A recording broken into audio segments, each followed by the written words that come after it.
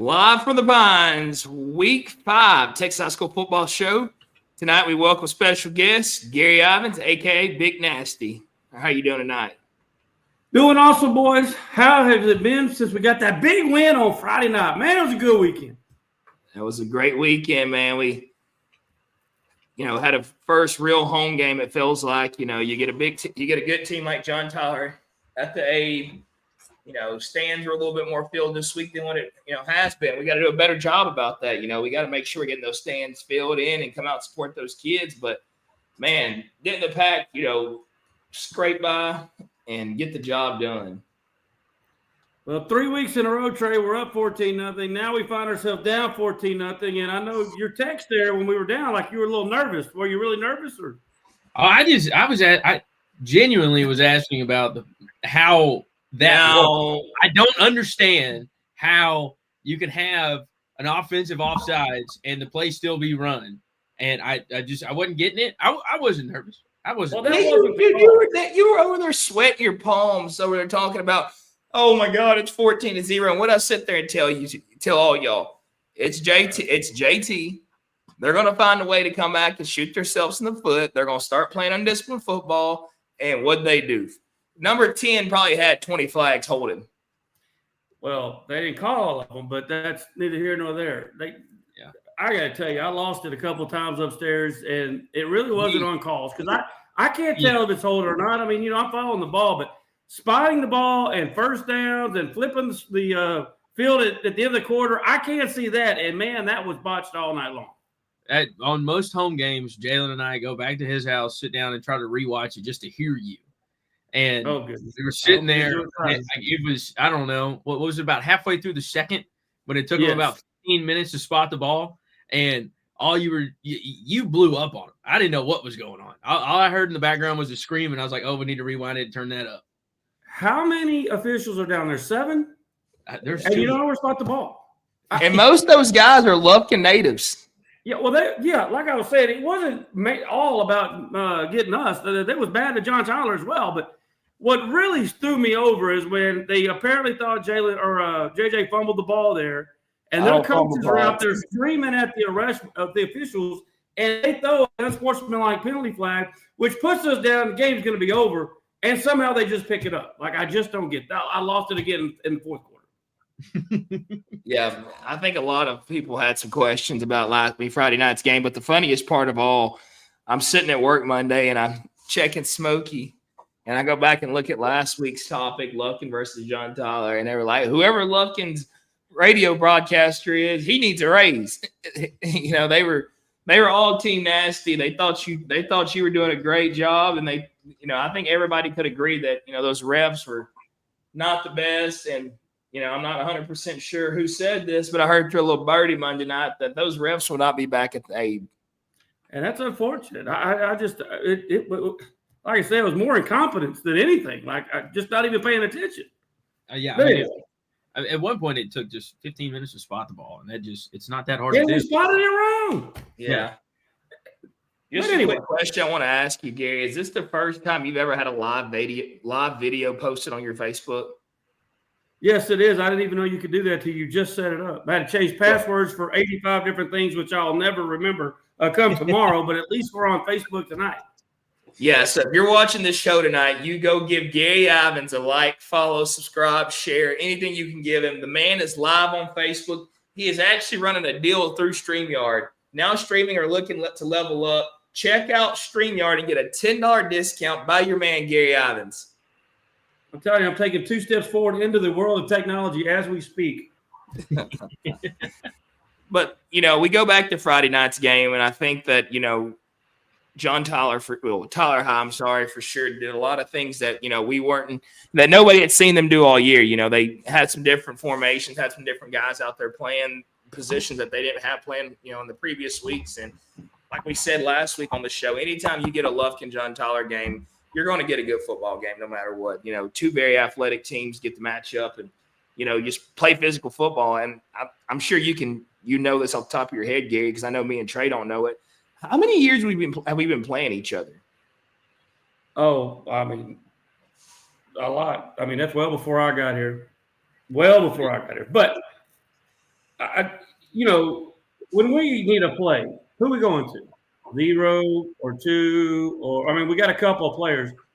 Carlson gets three catches, I think, in the first 2 drives, and maybe we put 3 defenders on the rest of the game. I'm not sure, but they got a kid that Texas wants to play, and they did not find a way to get him the football pretty much for the last 2 quarters. I was speechless.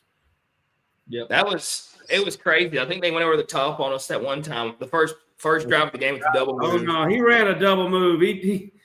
He acted like he was doing a curl, and he went up, and Sam went, "Where did who go?" Yeah, and I'm not, I'm obviously pro-Pac, and I support the Panthers. But if I'm a football coach on the other sidelines and I got those 2 guys playing receivers, I'm going to do my best to throw the ball up to them and let my guy beat their guy.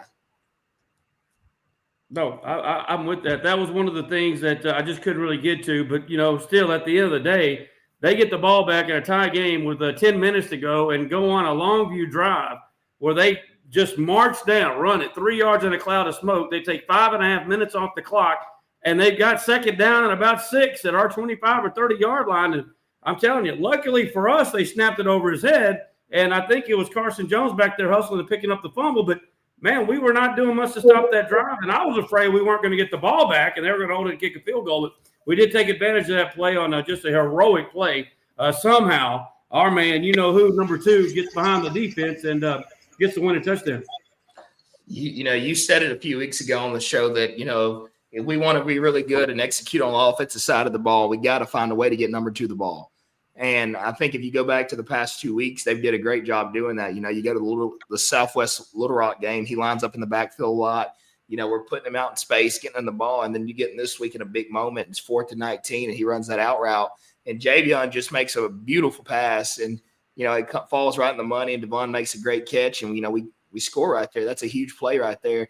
And I know in your show Monday with Coach, he said, you got 2 options right there. Either you go for it or you kick a field goal. And, I thought there was one, and we're not going to attempt that would have been a 49, 50-plus yard field goal, or you punt it into the end zone. It's 19. I thought it was the only play was to go for it. What I couldn't understand is how in the world on 4th and 19 do you let a kid get behind you as a defense? Like, how does that even happen? And Coach told us Friday night, hell, we had 2 kids. 2 kids were open. Yeah, Barrazas was naked. Yeah, Barrazas was naked. Yeah. It was. That's another thing. Just does not make any sense. But with all that being said as well, I really don't think, Waters had 3 touchdowns, and obviously Wallace had the big one there at the end. But I'm going to tell you, the thing that impressed me the most about that game was it was Javion. When it was time to run, and he has not done this in 3 games, and I know he's been hurt, but ever since he was a sophomore, this is what we thought. Coach Green said, hey, man, this kid's different. He showed it, I thought, for the first time on Friday night. When the plays broke down, he ran, and there was no defense for it. He picked up 3 first downs, 41 yards rushing. And I'm telling you right now, if he can keep that up, that makes our whole entire offense completely next level. Yeah. And like what we talked about last week, I think it was me and you, Nasty, were like, we just need to see him push it a little bit further down the field, have that, 200, 100 game, which I haven't seen the stat line, probably wasn't there, but he did everything he needed to win. Like you said, the 3 first downs, 40 yards there. And then, he made, 4 or 5 throws over 20-plus yards there. And, it adds up. It just adds a different element, and you have to account for it, and it makes this offense just even better than what they are. It wasn't that he ran for 41. It was that because any quarterback, if they want to, can run every other play and get 41 yards. He was looking to pass and only ran when he had to. And man, did he pick the right timing? Boy, I'm gonna tell you right now, I was thoroughly impressed with it. That's why I know Waters probably should have gotten the MVP or Commercial Bank of Texas Player of the Game. But I really thought that was the best game overall JJ has played, and that's why we picked him as our Commercial Bank of Texas Player of the Game. Yeah, and it's we kind of had an idea what Javion could do. We've seen flashes when he was healthy. He's an athletic kid, but like you said, Friday night was one of the nights that he put his arm to play and he put his legs to play. And one thing about it, he did a great job protecting himself. You watch it when he ran the ball, he made sure to get out of bounds or get down because he doesn't want to be in the situation he was the last 2 years. So if he can continue to protect himself and also utilize his legs. If you're a defensive coordinator, we're a hard offense to stop. Then you got to stop Javion, you got to stop Waters, you got to stop Wallace, you got to stop Bursch. There's so many weapons. And then our tight end, that's something we got to talk about. We haven't seen that in a long time, and he has stepped up, and he is playing some good football. Oh, yeah. Well, we've got 8 players that have at least 6 catches or 70 yards receiving. And, maybe as in the past, we've had that guy, you can go all the way back to Dez or some of the guys before that, or even Kivo last year and Jabarice. We've had a bull that was a bull. I don't know for a fact we have that bull quite yet this year, but when he drops back on a 3rd down and 8, I mean, we don't know, the defense especially doesn't know which kid he's going to focus in on, and that's going to help down the road. There's no question about it. Yeah, no doubt. And, we get ready for this game this week. We open up district play on the road against Barbers Hill. And, one thing about a team like Barbers Hill, we played them last year. We came up big on them. But they're going to be a well-prepared team. They're going to be well-coached. They're going to be disciplined. They're going to play, good football. And they've shown it throughout the season this year. I think they're 3-1 coming in this week just like we are. And, their loss is like our loss. You play a really good 6A program as far as Longview and a team like Deer Park that's right there at that level, make that next step. And you got to be thinking, it's a lot on the line this week for both teams, and it's the start of district play, and we're coming off a district championship run, and we bring in a new head coach that happens to be from Barbers Hill. There's a lot of emotion built into this game. Oh, for sure. And you factor in, they're the number 1 offense in the district through 4 non-district ball games. They're averaging right at a little over 400 yards per ball game. 200 of that are a little 225s in the past. So they got a kid, and we'll be talking about him all night, or Friday night, Brady Barrier. He leads the district in completions, attempts, yardage, touchdowns, and interceptions. He's thrown 7 picks this year. So that is something maybe we can add to that come Friday night. Yeah, he's definitely a gunslinger. He's one of those kids you're going to see drop back and take some shots, and hopefully Sam and Keyshawn and the rest of the secondary can have a big game and capitalize on that. I think he's a McNeese State commit. From what I've read, he's played at 5 different high schools: Anahuac, Rusk, I believe, Caney Creek, and Barbers Hill, and I might be missing one, but he's the guy they wanted. That's the guy they wanted to play quarterback. He came in and took another kid's spot. So, obviously he's pretty decent if he's going to McNeese. So we're going to have to defend him. And I also heard he can utilize his legs. Yeah, he's got 6 rushing touchdowns, but I watched the Deer Park game yesterday, and he's not looking to run. He gets out on the perimeter some, but it's more with his head up wanting to run. Most of those touchdowns, are the 2 that I saw anyway, were from the inside the 5-yard line. So we'll see. He does have 2 of the top receivers in the district in Davis and Bonnet. That's 0 and 4. Trip Davis leads the district in receptions at 18 yards with 389 and 5 touchdowns. But last week they did get the big man back. Morton played about 6 or 7 plays last week. And again, he was the district MVP, I believe, on the offensive side last year. The kid can go. There's no question about that. And I'm pretty sure they have worked amping him up to have him ready for Friday night. What I've read and what I've been told, he will be back in full swing Friday night against the Pack. And, you expect them to hold him back and keep him healthy, try to get him healthy for district play. And, we just have to be the first team on the schedule. So we saw what he could do last year when he came to Luck. And, you definitely know he's a playmaker, can make things happen. I think he made a lot of plays all last season. So, we're going to have to be ready for that. One thing you've said all season long is our defense. Our defense has stood out. And our front four, have been playing their butts off. They've been taking care of business, and then you get in that secondary. And I like our chances Friday night with that matchup. Well, we're gonna have to get after it. The first 2 drives of the ball game against John Tyler. I wanted to look this up, make sure I had it exactly right. 121 yards, and I was like, well, this is a problem. We know about the 2 D1 players, and we haven't done anything to stop them. But kind of like that same game with Barbers Hill last year, the first 2 drives that they just had no problem. After that, though, they only netted about 146 yards the rest of the ball game. So, defensive adjustments were big, but also the players really started doing what they knew they could do. And, they locked them down for 3 quarters. Man, you go back to last year's game, they came out and, those first couple of drives, we were like, okay, we got a big ball game on our hands. And, they did a great job moving the ball. And I think they scored a touchdown right before the half last year. And then we get them the second half, and somehow we just come out and our defense steps up and offense steps up, and we capitalize on some big plays. I know Kivo had a great game last year, and I just you know, you like what you see from a team like that. You know, they come out, they're energetic, they do a lot of different things, and then, you know, your defense steps up and has a chance to shut them down big in the second half. Yep, that's what it's going to be about, kind of like what we did to John Tyler last week. So hopefully we can take that into little, you know, catapult ourselves into playing. We got to come out fast, kind of like we did in the other games. We don't need to get behind 14-0. I was watching that game, and, boy, they got a great student section down there. The band is right in the end zone, right on top, and they are in it. They're not down there just messing with the band uniforms and their instruments. They are into the ball game. So it is going to be loud and ruckus down there on Friday night. They had those tubas in that video flying left and right, up and down. Like they bring the juice. And, you know, one thing we talked about Monday night on the podcast, on your show, we talked about at the end, we will be giving out free noisemakers Friday. Take advantage of them. Use them. Give them to the kids. We need to make some noise. We need the clappers back. We need the cowbells back. What happened on kickoff? We're sitting there doing jaws. What happened to that stuff? Man, I got my own problem. I'm trying to do stats and watch the game, Pods. I can't do it all. Well, we're on a tailgate crew and a tunnel crew. The clappers haven't been around for a while. I need to get my mom to make those again, but I didn't. What are we making for noisemakers? What are they?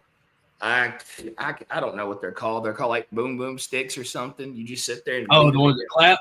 Yeah, I don't know if they clap. I think they just bang together and they make a bunch of noise. And Miss Caples in the cheer department had some left over, and Amazon had some in stock for a fair price. So we decided to, you know, do what we can to do and make this crowd loud. Sideliner's getting crunk, baby. Sideliner's gonna be on that tunnel, out of breath. Yeah.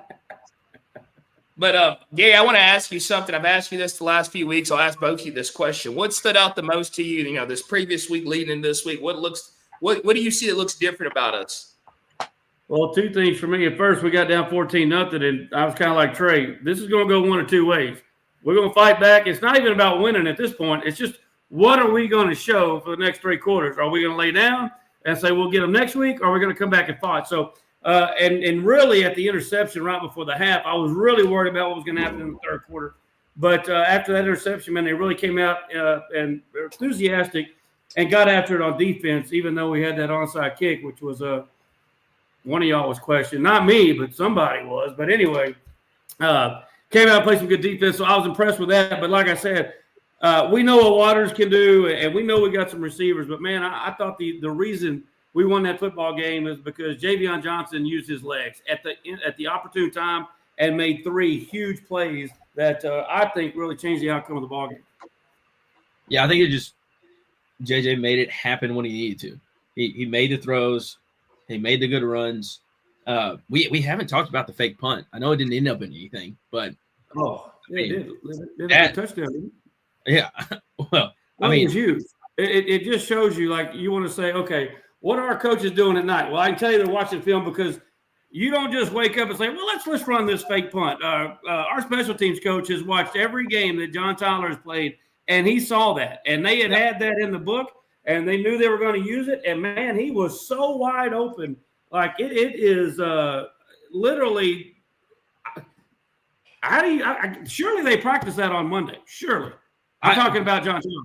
How do you not see that and go practice your special teams? I don't know. I mean, was it Coleman that threw the pass 4, right? Yeah, Coleman threw it. I had to ask. I forgot. I was so excited. I forgot to threw it. I was looking at the huddle. That play ended up in 29 yards. We'll call it 30, and he called a 30-yard pass. I mean, within 20 plays of each other. I mean, that's kind of cool. But I think JJ made enough plays.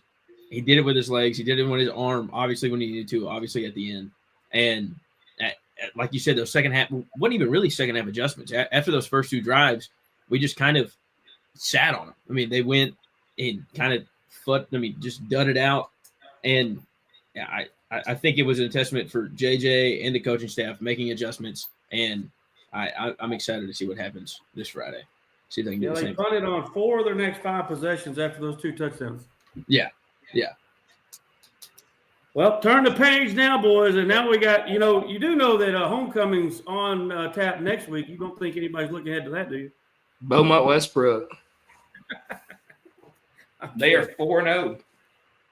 Yeah, but I would rather win this game than worry about than lose homecoming. No doubt. It's going to be, I think, the start. Having the kids' emotion in check at the beginning, I think is going to be one of the top things when we get ready for Friday night. But Coach Absek talked about that on Monday, and I'm pretty sure that'll be one of the topics of conversation when they get into that final locker room speech there, getting ready before the game. I think they'll send you in there, Nasty, and get them fired up to get out that tunnel. I wish they would. They do a good job now. They do a little chant. What do they say down there? I can't even really hear them. I don't understand. I'm so tired messing with that tunnel. I do not play just the one thing they say. You're about ready just to blow a hole in it and figure out, I don't know what happened with it. No, but I just feel like somebody put armor roll down on this desk, and I don't know what it is. But Nash, you got any scores around the area? Well, obviously from the district, every team won Friday night, so that went down. So you got, again, 2 4-0s, 4, 5 3-1s, and a 2-2. So it's going to be a good district all the way from top to bottom from last week. And as some of the other ones, I know I wrote down our. Is Pam and us still the only 2 ranked? Or yes. By Dave Campbell? Well, Barbershill's at 17. The new rankings came out. Angleton moved up to 3rd. Highland Park's at 4. They actually played John Tyler on Friday night. Smithson Valley, you got Port Arthur Memorial at 6, LaPorte at 7, A&M Consolidated at 8 or at 9, excuse me. We're at 10. Pflugerville Weiss is at 11. So on down is Barbers Hill at 17. Austin Anderson is at 19, and Westbrook is at 20. So this week you've got, and Friendswood is just out of there as well. That's going to be a good game with LaPorte. But A&M Consolidated is at 9 playing number 19 Austin Anderson this week, and then you got us at 10 playing number 17 Barbers Hill, and it's going to be one of the top teams all over Dave Campbell's, I believe, coming up on Friday night. There'll be a lot of people there. I want to ask a question. These guys out here making these rankings, how do you rank us that far ahead of Barbers Hill, and then we go down there we're the dog? Well, that's a great question. Well, they take off. We're a 2-point favorite, I think, if you go by Dave. I'm going by. Let me see. Who is this? Now you made me forget. It's a service we get, and that's the one I'm going. Dave Campbell may have them as a favorite, but the service I go by has got us as a 2-point favorite in the ball game. Dave Campbell says it's 7 against Barbers Hill, who's not ranked. We're a 7-point dog. No. Sorry, Dave Campbell is ranked number 7 currently. Yeah. So and they got us a dog at the game. I don't see the line. Or they got us the dog because I saw that somebody on Smokey had questioned it, and somebody from Dave Campbell commented and gave their 2 cents about it. So you know how that goes. Padilla poll, that's what it is. I'm sorry, I went blank. We've got the Padilla poll, and that one has got us at number 10, and they've got us picked by 2 on the football game. Well, either way it goes, I guess we walk out of there. Question I'd like to know: do you think any of those guys have seen us play or Barbers Hill? Nope. No. I don't think they have either. So, there's too much going on in high school football to be looking this far down. You get North Crowley gets beat. Duncanville loses to a good Waxahachie team. They get DeSoto this week, actually, which is going to be a really good game. Shout out to our guy, Coach Tolley, live for the Pine supporter right there. Longview goes down again. Well, the good news about rankings in all of high school sports is they really don't make a crap because you get to play it out on the field. So, now that might matter in some other sports, especially at the collegiate level, to get into the fight. But, you don't need a ranking by your name or your number or your school to get into the fight. All you got to do is handle it on Friday night. Mm-hmm. Yeah, there's no computer. Like it's not the BCS era in high school football. No, that is true. So how are we going to do that on Friday night, boys? That's the main $100 question here. Once again, their offense is number 1 in the district. They're are averaging a little over 400 yards per game, 225 through the air. They're giving up 283 on defense, 150 on the pass, and a little shutdown on the run. They have turned the ball over 9 times in 4 ball games. So I would be, if I'm a Barbers Hill fan, I'd be a little worried about that. And they've given up 35 or more to Manville and Deer Park, obviously, and in Richmond and New Caney, they held to under 14. So I think the magic number here is 30. We got to find a way to do that, and I believe that we will. Are they getting any turnovers on the defensive side of the ball? They've gotten 3 interceptions and got 3 fumbles. Okay, so they're still minus what? 5? They're minus 3. And of course, you look at ours and we're plus 7, but 6 of those came in that debacle against Little Rock. So in the other 3 ball games, we're only plus 1 in the turnover battle. Well, the life are bad. We're gonna take everything we can get. Yep. Oh, well, there's no doubt about that. I think going to the game Friday, we'll be a very prepared team. I think these coaches have did a great job preparing week in, week out.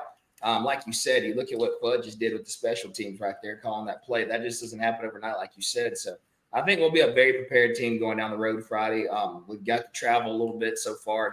Not got a chance to go real far. We got to go to Long Beach, go to Nacogdoches. But I think that these kids know what it means. A lot of these kids got to experience that district championship run last year, so they want another one.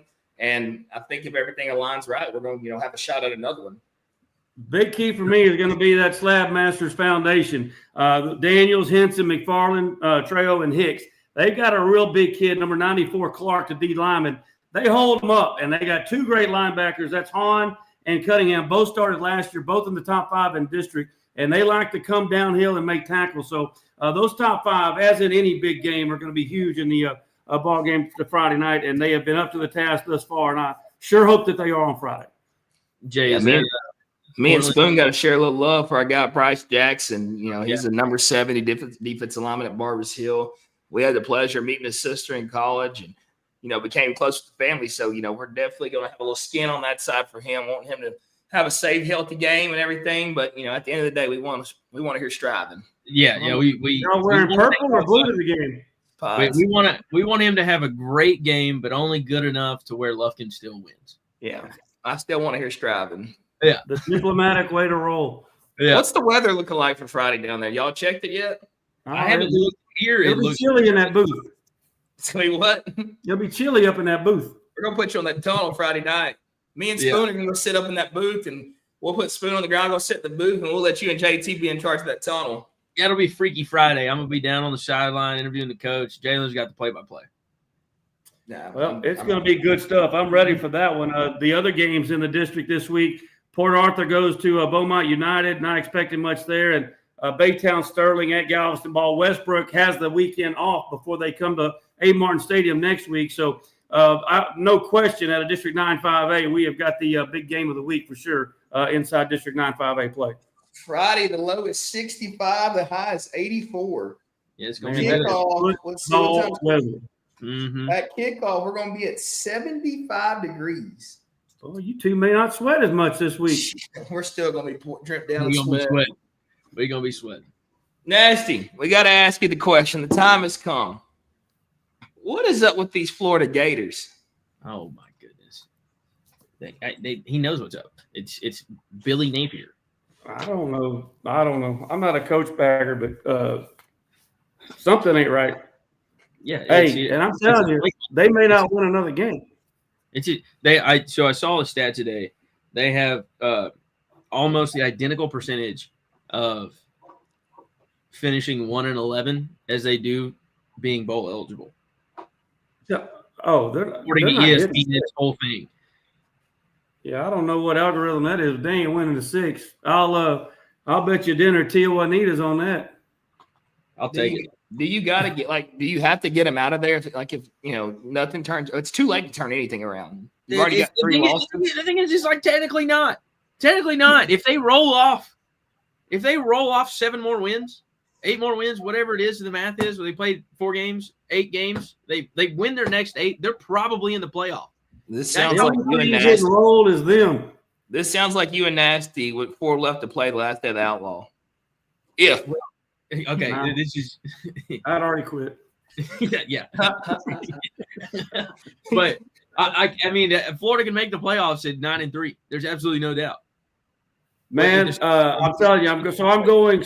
So we got soccer at 9:15 Saturday morning, and then we and little man and mom are packing up and headed south to watch our basketball and coaching management boys play down in Spring Saturday afternoon. And then I'm coming back, and we're all going to meet up and watch some football because I'm telling you. Saturday night, there and all day really, but Saturday night, man, there is some games. Not only they're going to be good, but they are going to matter. Tia's Oh, yeah. We're going to Tia's. Tia's is where it's at, man. Our girl lets us watch what we want. She keeps the cups. Coca-Cola's coming. We got those fried ribs that get us. Can't go wrong with those fried ribs. Get Avery her crab cake. She'll eat half of it. We'll eat the rest. And those boudin quesadillas. No, we'll get that fried ribs pods. Yep. So there is a big game on Friday. TCU going to Arizona State. I'm not so sure why Arizona State's favored in the game, but they are. TCU is number 4 in the nation at 339 passing per ball game. Yeah, they played 3 games. Some Devils ain't no good. Has 1,000 yards passing. That's what I'm saying. Our boy Haynes King goes Saturday at 11. They're up to number 16. I'm telling you, still 25 to 1 to win the Heisman. It's not bad. Should have gotten it a couple weeks ago, but it's not bad. It was 70 to 1 before they beat Clemson. Mm-hmm. Yeah, there's another big game at 11. You got the Illini who we lost on. Oh, man. So yeah. I got a little wager on those guys, and they were up to number 9, and Indiana beat them like they were losers in basketball. I still shocked at that. Yeah, I was over in Freeport. That was pitiful. I even went and bet Illinois plus 36 at one point. Oh. No good. Oh, no. That was pitiful. Can USC go in there and beat them? And USC is a 7-point favorite at Fox at 11. Yep. It's down to 6.5 now, but I think I don't know. We'll see how they rebound. I'm rolling with Illinois one more time. I think you have to until they prove you wrong. But now this is the game that I was supposed to go to at 2:30. CBS, the big one. LSU and Ole Miss. The freshman quarterback is healthy, but Kiffin is going to go with the senior transfer in Chambliss starting on Sunday. LSU was a 2-point favorite at this time last week. Now Ole Miss is a 1.5-point favorite, and I'm telling you right now, Ole Miss is going to beat these Tigers. They're starting the Division II transfer? Ferris State transfer. That is awesome. The kid can play. That's awesome. A baller. That is awesome. I root for everything Ole Miss right now because at this time next year, Lane Kiffin will be wearing blue and orange. Man, you got to go to the game. He's got his son. So his son is on the when they do kickoffs. I don't know if it's the defensive line, but his son's like at probably 10 or 11, maybe 12. He's on their shoulders with that fire extinguisher, and they are going nuts on every kickoff. Man, it was the coolest thing. He looks like he's having a lot of fun. But I don't know if that's going down. Well, his daughter's having a lot of fun, but just with the LSU linebacker. So, right. Hey, one of these days you're going to have a daughter, and that stuff ain't going to be that funny. Well, she launched it this week. You get my point. I do. I mean, she launched it this week. There's some mind games going on, and I don't know if Kiffin's behind it or if it's one of that Weeks boy behind it. So, hey, we'll see how that turns out. Nasty. What do I do? My daughter's got a boyfriend. Just hope Uncle Nasty's still old enough and in good enough shape to come whoop his butt. That's all I can say. It's going to be like that Bad Boys movie. You're going to be standing at the door. What was his name? Reggie. Yeah. Yeah. What did he say? You got a job? I love that movie. You ever made love to a man? That was hilarious. That was hilarious. How about your Aggies tomorrow, Saturday, 2:30 with Auburn coming in? Hey, there's a chance. They got I don't know what their odds to make the playoff are, but it ought to be close to even money. If they can win these next 3 games all at home, I think it's Auburn, Mississippi State, and Florida. We know they'll win the 3rd one. If they win all 3 of those games, man, I'm telling you, they can still lose 2 and get into the playoffs. I'm taking Auburn. I'm taking Mississippi State. Who else did you say? Florida. We play Florida in 3 weeks. I told you we knew they'd win the 3rd one. Yeah, stop the bit. I think A&M wins this game, man. I do too. It's in College Station. Jackson Arnold was too worried about himself after that loss against Oklahoma. There's the video of him walking out of the stadium. Everybody's chirping him, and he's looking at everybody going, "You wish you were through twice." Well, they lost. Well, it was about 13-11. Anyway, So I'm sticking with the Aggies there. This is a little interesting to me. It's also at 2:30. Ohio State's going out to Washington. That line hasn't gotten up to 10. I smelled something a little sneaky in this one. Oh, yeah. Yeah, Washington's offense has looked really good. I think this is going to be an Ohio State win by 7 or fewer.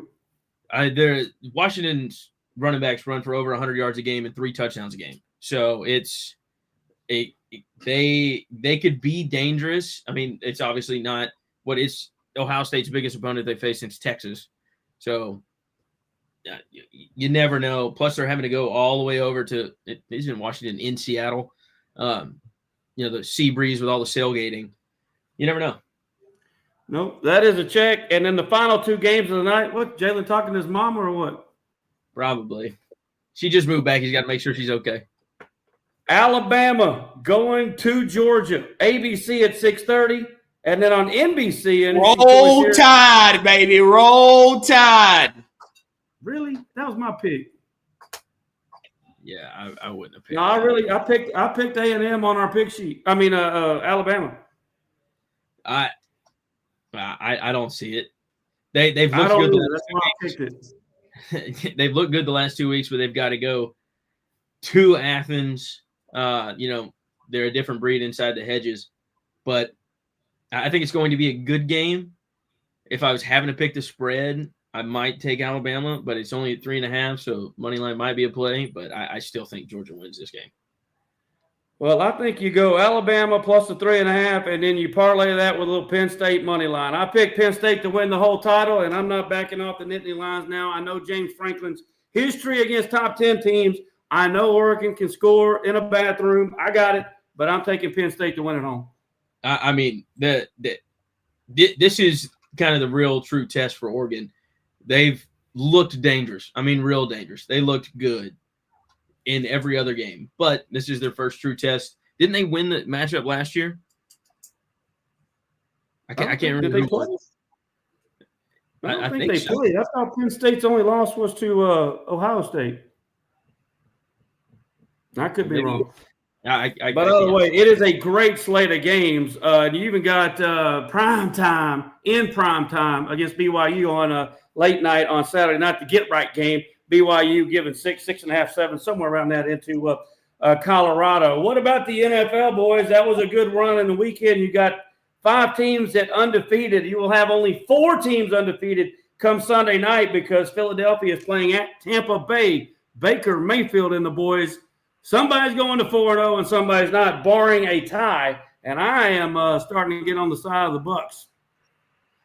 Yeah, I mean, what is it? 3 straight games, and Baker's run 3 straight fourth quarter comebacks or last drive wins. Never happened. He's just got to figure it out. Mike Evans is going to be out, I think, this week, which will be a detriment. But so is Nolan Smith on the other side of the ball, the linebacker for the Eagles. I think Georgia Godwin's coming back this week, though. Who? Godwin? Godwin, yeah. That'll be a plus. It's not going to be all on Emeka Egbuka's shoulders. I think it's going to be a really good game. It makes it even harder for the Eagles at Tampa Bay. Plus, Tampa Bay did just sign my boy Desmond Watson, the big guy out of Florida that didn't get signed. You know how they picked him back up. He lost 30 pounds, baby. They picked him back up, and that is, if there's going to be anybody that's going to stop that tush push, it's 425 pounds full of solid muscle Desmond Watson there in the middle. So, Barbara Sue likes to do the tush push a lot, and I was asking some of the kids, how do you stop it? And they were like, what Coach App say, you don't let them get second and 2. Yeah, that's a good way to stop it. Yeah. Good idea. The other 3 teams, Chargers got the Giants at 3-0. Indy goes out to the Rams on the West Coast at 3-0. And then Buffalo has got probably the blowout of the week. They got the Saints and our boy Eric McCoy up in Orchard Park. That's a 3-0 team as well. San Fran's 3-0 and has Jacksonville. Boy, San Fran playing through some injuries. That's all the 3-0 teams. The 3 interesting games for the weekend. Tennessee's at Houston. Somebody's going to be 0-4. I got to need a survivor pick, boys. I'm really leaning. I went with Buffalo last week. I'm really leaning toward taking Houston.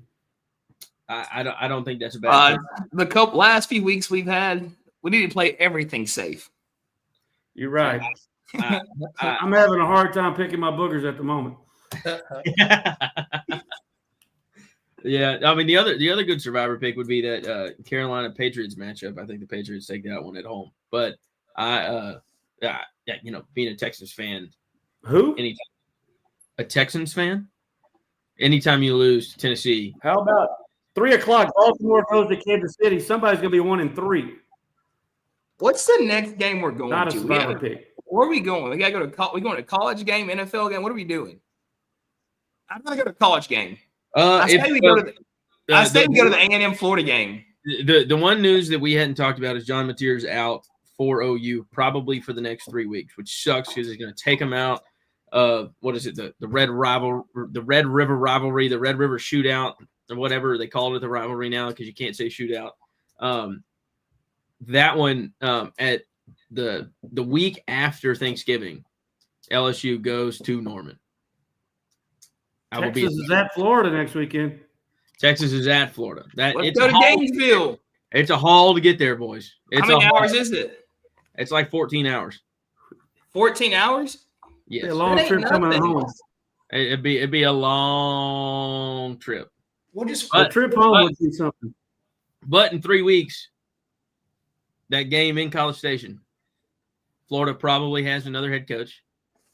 Probably assistant or head coach. I want to ask that since Mike Gundy got fired mid-season, if they decide to hire somebody next week, does he step in immediately? Well, it depends. If it's Lane Kiffin, no. If it's like Colin Klein, why would he leave and go to freaking Oklahoma State? No. He would go to Florida. I said Oklahoma State. Yeah.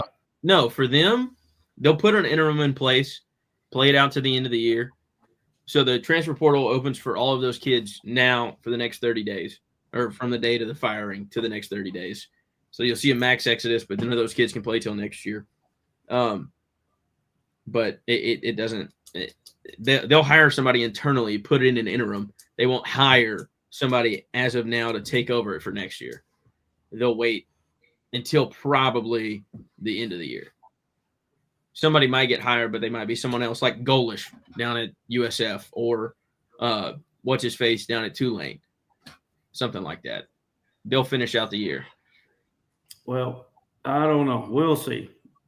Houston's not even home next weekend. I was trying to find a game next weekend. I'm going to Ole Miss the 10th. Y'all are more than welcome to go. I'll get tickets. October 10th? Yeah, we're off that week. I was thinking about leaving Friday. I got to go to a wedding. You got a what? Well, first you got to ask Mama. I got a wedding. I know. I got a wedding that Friday the 9th. I got a wedding to go to. Who's getting married on a Friday? Sarah Aguilar. What if the Pack was playing? He'd miss another one. No loyalty. It's an off week. Just like you is like, can we like pass a law or like a petition or something, like however you got to do it legally for us to not have to? It's been a whole bit on Twitter for the last week with the slate that's happening on Saturday. Is that if you get invited to a wedding this weekend, you should not go, and I kind of agree. Well, hell, you're I'm not one to give marital championship probably. I'm not one to give marital advice, so I won't. I will say the game that I think is going to be a beatdown in the NFL is Sunday night. I think Green Bay is going to spank the Cowboys like a newborn baby. Yep. Yes. Parsons is going to wreak havoc. No CD. Lamb chops. I'm telling you, I'm going with Green Bay and Survivor. That's my pick. Over under how many sacks Michael Parsons has? It's probably going to be at 2.5, maybe 3. Dak's probably going to throw it real quick so he doesn't have to get hit. Well, the thing, he doesn't have CeeDee Lamb. I mean, the only person that can trade separation like that isn't really good at it, and George Pickens. I mean, he's more Ferguson will have 15 catches for Ferguson for 45 yards. Yeah, but 15 for 45, 3 yards a catch. Quick slants, get it out quick. I'm telling you, that's my Survivor pick. I'm going Green Bay. 3,000 people lost this week, so we're down to 14,000 out of the 18. I would go Green. the late game on CBS is the Bears and Raiders. If you're trying to pick bad teams, I like Oakland. No, you like Oakland at home? I do. Man, the Bears just beat Dallas. That don't make them no good. Can we stop talking about that? We got to go anyway. We got to get ready for Barbers Hill, baby. We're talking about the Cowboys. I'm sore subject. Hey, Nasty, we wanted to ask you, the week we're gone for the wedding, can you and JT take care of the tunnel? Well, I can help with it until 5:30. Then I'm live. We need you I'm live. I'm live from the track, baby. We need you down there with a headset, mid-game, rolling it up, looking over your shoulder, calling the game. Man, I know some important people that take care of that for you. You got 13 honor guards. You can call Tripp, call Grant, and be like, "Hey, I need you boys to take care of it for me this week." Yeah, we'll see how that goes. Yeah. But like we said, it's time for us to get out of here. All roads head to Barbers Hill. Was it Mount Bellevue, Texas? Not Barbers Hill, Texas. Mount Bellevue, Texas. Friday. Safe travels to all the Panthers. We know everybody's preparing to pack up and head down there Friday. I hope so. That's the plan. Let's get down there and support our guys and support our coaches, and let's go get a big win Friday night. We thank you to everybody for just tuning in, supporting the show. Make sure you like, subscribe, follow us live from the Pines. Gary, we'll let you take us out. And don't forget, we'll have our encore edition right here starting Friday, game day at 4:45. Check us out leading up to the Coach Carl Absett Coaches Show over there on Lufkin Game Time as Mr. Bond will get it all poked up or posted up for us. And don't forget to go in and tell everybody at Whataburger and Tio Juanitas, and, of course, my man at Wright Buick GMC. You were listening to the boys from the Pine and Big Nasty tonight and stopped in and get that new ride. Thank all of our sponsors for helping bringing you this coverage of all of our East Texas football, mainly our Lufkin Panthers. Yes, sir. We'll see you next week. Later. Go Pack!